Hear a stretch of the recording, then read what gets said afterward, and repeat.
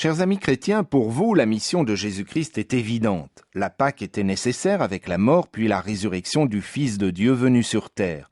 En prenant sur lui la condamnation que méritaient les hommes, il assurait leur salut éternel, du moins pour ceux qui y croient. Oui, c'est clair, c'est la bonne nouvelle de l'Évangile.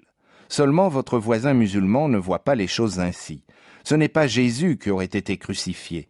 Au dernier moment, quelqu'un d'autre lui aurait été substitué, Judas par exemple. Pourquoi ? Parce que Jésus était trop irréprochable pour être ainsi supplicié. Mais surtout parce que dans l'esprit de l'islam, il est impensable d'imaginer que Dieu puisse faire mourir un innocent pour des actes commis par d'autres. Chacun est responsable de ses faits et gestes, et c'est à chacun de rendre des comptes sur ce qu'il a fait, et cela sans personne pour l'aider, seul face à Dieu. Ce jour-là, toute action faite publiquement ou en secret sera présentée et analysée devant son auteur. Dans l'islam, l'humanité n'est pas perdue et la croix, et ce qu'elle sous-tend, est inutile.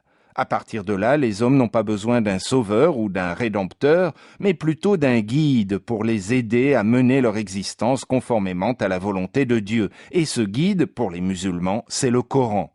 Inimaginable donc le message de la croix.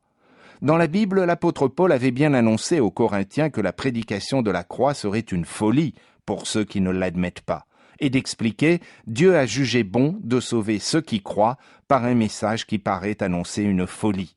En tout cas pour nous, chrétiens, c'est bien l'amour de celui qui nous a sauvés qui guide notre conduite.